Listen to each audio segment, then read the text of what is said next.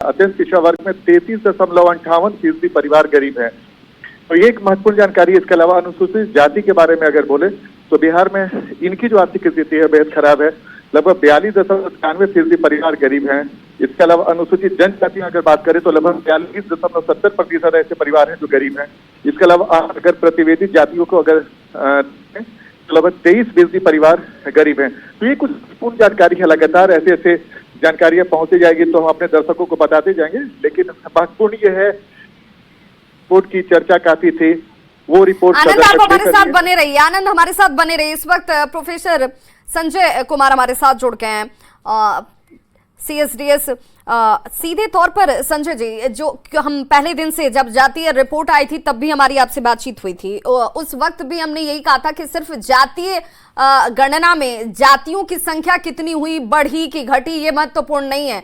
जरूरी ये हो जाता है कि किस वर्ग से आने वाले लोगों की आर्थिक स्थिति कितनी सबल हुई या वो आर्थिक तौर पर कितने कमजोर हैं, ये जानना। अब वो आंकड़े आ गए, इसे आप किस रूप में देख रहे हैं?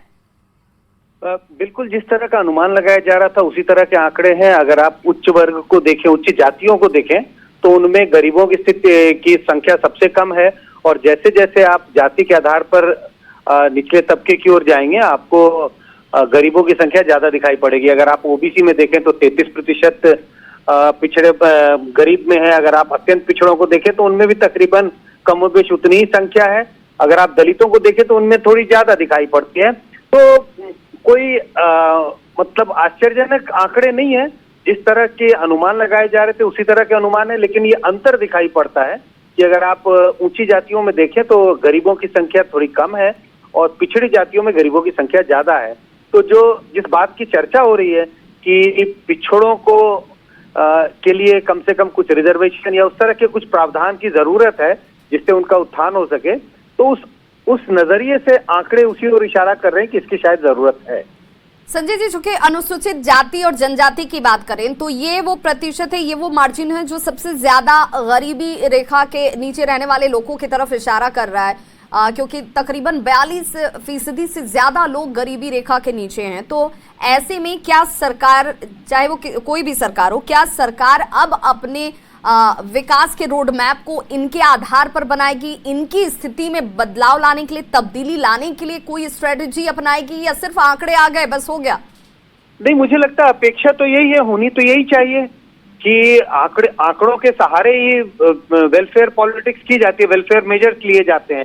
तो अगर आंकड़े ये बता रहे हैं कि इनकी स्थिति, आर्थिक स्थिति खराब है और इनकी स्थिति मजबूत करने की जरूरत है, तो नीतियां ऐसी बननी चाहिए। ज्यादातर नीतियां ऐसी होनी चाहिए जो दलितों के उत्थान के लिए हो, ओबीसी के उत्थान के लिए हो। तो अपेक्षा तो यही है कि नीतियां ऐसी बननी चाहिए। संजय जी, लेकिन हमने अभी तक जितने भी योजनाओं को देखा है ग्राउंड पर, जिनको इसी आधार पर लाया जाता है कि जो दलित हैं, जो पिछड़े हैं, उनके उत्थान के लिए ज्यादा फोकस है, लेकिन इसके बावजूद इतने सालों के बाद भी ये स्थिति बहुत ज्यादा तब्दीली के साथ तो नजर नहीं आ रही है। यानी कि इस स्ट्रेटेजी को बदलने की जरूरत है, एक नई रणनीति की जरूरत है, एक नई सोच की जरूरत है, थोड़ी बदलने की जरूरत है। पहले सिर्फ जाति आधारित इस तरह की चीजें होती थी, लेकिन अब चूंकि आर्थिक आंकड़े भी हमारे पास आ गए हैं तो ये जरूरी है कि आर्थिक स्थिति का भी ध्यान रखा जाए। जब इस तरह के पॉलिसीज की चर्चा की जाए या इस तरह के पॉलिसीज बनाने की पहल हो, तो कम से कम इस बात का भी ध्यान रखना चाहिए कि भले ही आप किसी भी जाति के हों, लेकिन अगर आर्थिक स्थिति आपकी खराब है तो सरकार को ऐसी पहल करनी चाहिए जिससे कि उस जाति के गरीब वर्ग को फायदा हो सके। संजय जी, आपके तजुर्बे के हिसाब से मैं जानना और समझना चाहूंगी कि वो चैलेंजेस क्या होंगे, क्योंकि डेटा इकट्ठा कर लेना, उसके आधार पर बड़ी बातों को करना या फिर उसे बनाने के लिए तैयार करना, लेकिन ग्राउंड पर जब आप जाएंगे तो बहुत सारी चैलेंजेस होती हैं। आपके हिसाब से क्या चैलेंजेस इस वक्त सरकार के सामने होंगी? देखिए, चैलेंजेस तो वो बरकरार है। चैलेंजेस ऐसा नहीं है कि आंकड़े आ गए तो उससे सारे चैलेंजेस खत्म हो जाएंगे। चैलेंज तो इस बात का है कि आप नीतियां कैसे बनाएंगे और कैसे लोगों को इस बात के लिए तैयार करेंगे कि भाई अलग अलग जाति के जो लोग हैं उसके उत्थान के लिए सरकार को कुछ करने की जरूरत है। मतभेद होगा अलग अलग जाति के लोगों के बीच में, तो एक समन्वय की जरूरत है, एक डायलॉग की जरूरत होगी कि लोगों से बातचीत की जाए, कोई एक प्लेटफॉर्म हो जिसमें इस बात की चर्चा हो।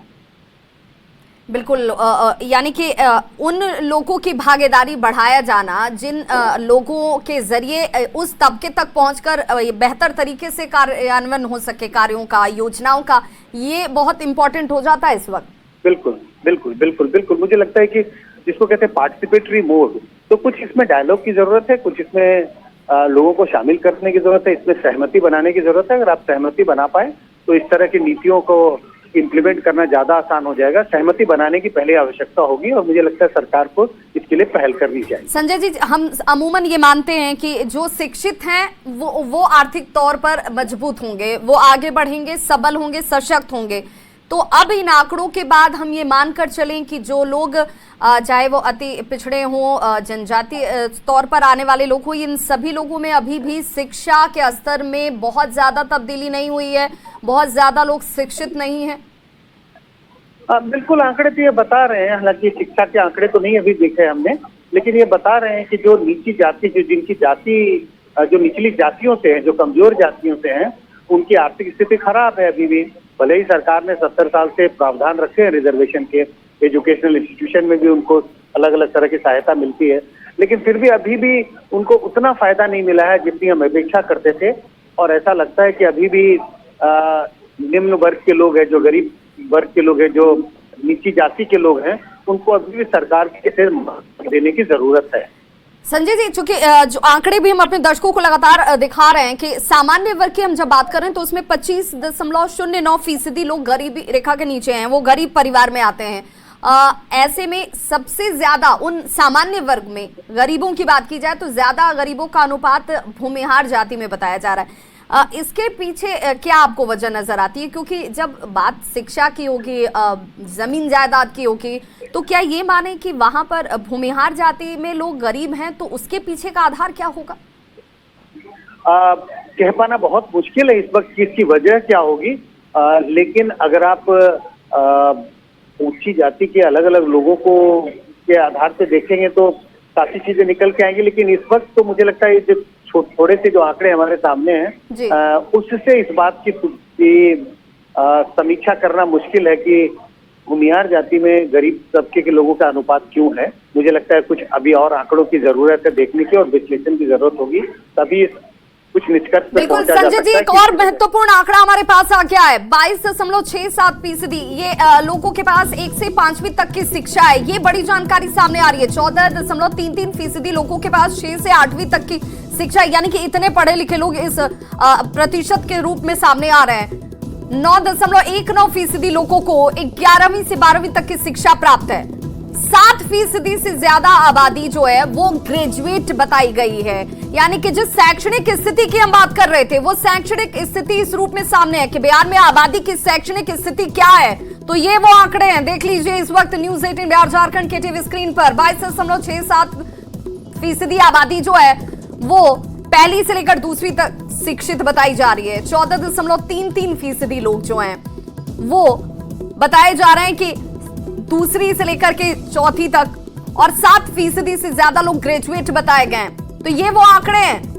14.33% लोगों को 6ठी से 8वीं तक की शिक्षा प्राप्त है।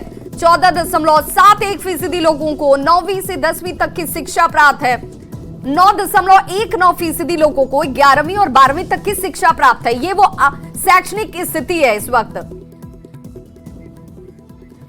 और हमारे साथ इस वक्त बीजेपी प्रवक्ता मनोज शर्मा जी जुड़ चुके हैं। बहुत स्वागत सर। इन आंकड़ों की मांग आप बार बार कर रहे थे कि सिर्फ जातीय गणना में जातियों की स्थिति बता देने से नहीं होगा, आर्थिक स्थिति को बताना होगा। तो अब ये आंकड़े सामने हैं, आपकी पहली प्रतिक्रिया?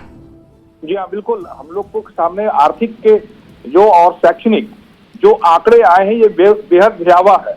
इसके साथ में हमें एक सामाजिक आंकड़ा भी चाहिए।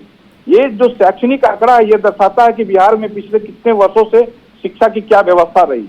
और जो ये आर्थिक आंकड़ा आया है, आप देखेंगे 65% परिवार बिहार में जिसकी आमदनी 10,000 रुपए से नीचे है, तो किस दर से बेरोजगारी हमारे यहाँ बिहार में है और जो अर्थ उपार्जन के उपाय बिहार में नगण्य के बराबर है। आखिर इसका दोषी कौन है? और इसके साथ में हमें सामाजिक आंकड़े भी चाहिए कि अगर बिहार में 2 करोड़ से ऊपर परिवार के लोग हैं तो उसमें अगर आरक्षण का लाभ 2 करोड़ परिवारों को मिलना था तो कितने परिवार को आज तक आरक्षण का लाभ नहीं मिला है। हमें यह भी जानना है कि बिहार में अगर 200 से ऊपर जातियां जो आरक्षण की श्रेणी में आती हैं, इसमें से आरक्षण किन जातियों को कितना प्रतिशत मिला है, हमें यह भी जानना है। मनोज जी, चूंकि सरकार जिस किसी की भी अभी चल रही हो, लेकिन सरकार में आप भी शामिल रहे हैं, मेरा ये मानना है कि जब ये रिपोर्ट सामने आई है तो सरकारों की तरफ से जिन करोड़ों रुपयों को खर्च किया जाता है लोगों के आर्थिक स्थिति में सुधार के लिए, शैक्षणिक हालात में बदलाव के लिए, तो आखिर वो कहां खर्च हो रहे थे?